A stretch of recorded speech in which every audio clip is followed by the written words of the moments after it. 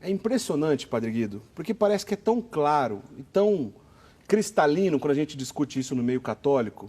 Fora da igreja também, mas ok, né? Alguém pode nos acusar, como nos acusam, que nossos argumentos são religiosos, retrógrados, antigos. E a discussão aqui não é só religiosa, apesar de também ser religiosa, é uma discussão ética, do ponto de vista humanista, do ponto de vista lógico, do ponto de vista coerente mesmo, pensando em coerência. Não tem como fugir. Aborto é o assassinato de um inocente, né, Padre Guido? Exato. A palavra clara, aborto, significa impedir a uma pessoa de vir ao mundo. Há um aborto consciente, desejado e procurado, que mostra a sua crueldade total contra o princípio mais nobre e prioritário da vida humana. Impedir a um ser indefeso de desenvolver-se e de chegar a partilhar da alegria que nós todos temos da vida. Do ponto de vista moral e religioso, nós chamamos logo, não digo só a palavra de pecado, mas é um verdadeiro crime, porque significa abusar de alguém que é indefeso, proibindo-lhe direitos e deveres e realizações dos seus projetos e ideais. Por isso, a Igreja sempre usará a sua voz e a sua autoridade através do magistério para condenar toda forma de aborto. A vida parte do momento da concepção e se torna sagrada. Qualquer que possam ser as circunstâncias, tantas vezes até, digamos assim, não normais ou até de violência, mas logo que se forma, que é concebido um ser humano, a Igreja, em nome de Deus, dá valor de sagrado para aquele ser humano e valor prioritário. Não sei se tantas pessoas conhecem o que aconteceu mais ou menos uns 20 anos atrás, quando teve aquela guerra civil tribal lá na Ruanda, entre os Hutus e os Tutsi, as duas etnias, né? E aconteceu um dia, meus amigos, que os soldados invadiram um convento de religiosas, eram mais de 50 religiosas, e estupraram todas as religiosas. E quase todas as religiosas estupradas acabaram ficando grávidas. E o caso chegou nos estúdios do Santo Padre, o Papa João Paulo II. Certo. Para ter um parecer, que situação que se cria agora, tendo quase todas as freiras grávidas, dentro de um convento de estrita clausura, após ter sido invadido, etc., com tudo o que aconteceu de imoral. Qual foi a resposta do Santo Padre, o Papa?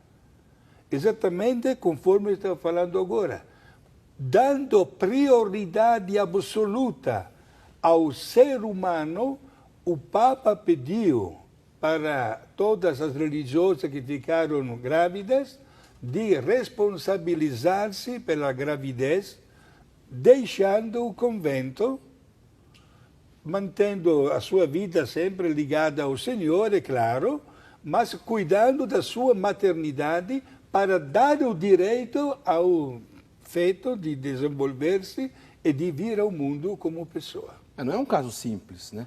Não é algo que a gente resolve e nem que a gente tem respostas prontas assim. É fácil, é tranquilo, a pessoa vai cuidar do filho dela. As irmãs, no caso que o padre acabou de dizer assim, numa situação de guerra, né, foram estupradas, ficaram grávidas e o Papa João Paulo II, nesse caso, aconselhou, é claro, para que não fizesse o aborto, optasse pela vida.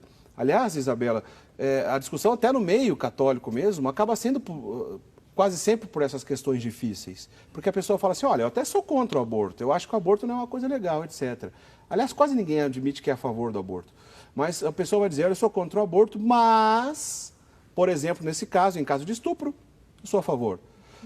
Estupro, risco de morte da mãe, entre outras coisas, Ué, o perigo não é o mesmo?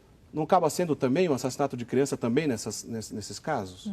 Sim, com certeza. O que a gente precisa ter claro é quem está no centro dessa discussão, que é uma pessoa indefesa e inocente, né? Então, desde quando existe a pessoa humana? Desde a concepção. Por quê? Porque desde aquele momento, todo o patrimônio genético da pessoa está ali.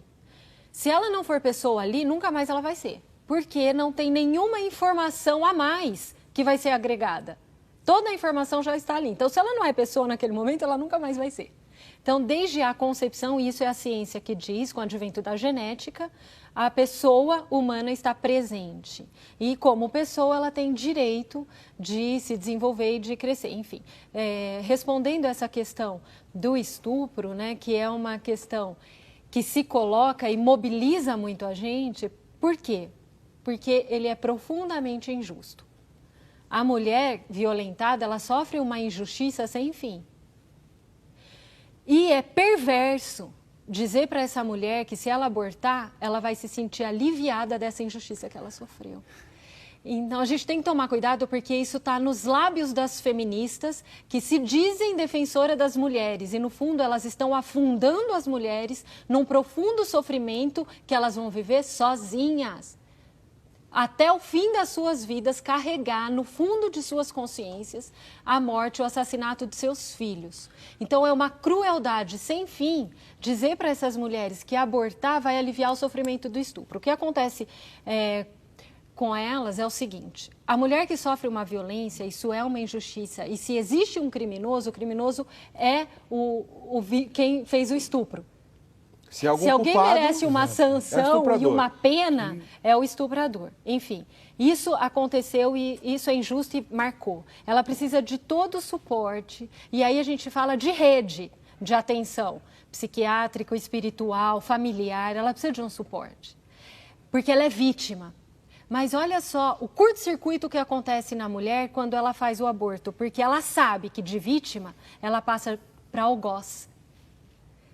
E isso é tão perverso que eu não consigo achar outra palavra para dizer. E o bebezinho, que dos três é o mais inocente, sem dúvida, porque ele não pode ter feito nada. Ele sofre a pena de morte nesse caso. E é uma pena cruel, porque como que ele vai morrer? Esquartejado por curetagem, porque às vezes as pessoas não gostam de dizer, mas o aborto, como ele é feito? É uma cureta que vai tirando as partes do bebezinho, ou é uma cânula de sucção que suga o bebezinho, ou é uma injeção de sal que queima a pele do bebezinho. Desidrata, então, e ele sofre a pior das penas, né? Exato. Isabela, dando mais ainda ênfase ao que a senhora está falando, poderia dar esse tipo de testemunho. Eu sou padre há 42 anos. Há pessoas idosas, mulheres, que praticaram o aborto na sua juventude e quem sabe quantas dezenas ou até centenas de vezes já confessaram aquele pecado. Mas mesmo com uma idade avançada, não conseguem libertar-se do peso moral. Exatamente como a senhora está falando, né? Porque se cria uma situação muito constrangedora e difícil também, e perigosa. Ao invés de se autodefender, se torna carrasco de um ser humano. E este peso moral, uma pessoa depois o carrega pelo restante da sua vida.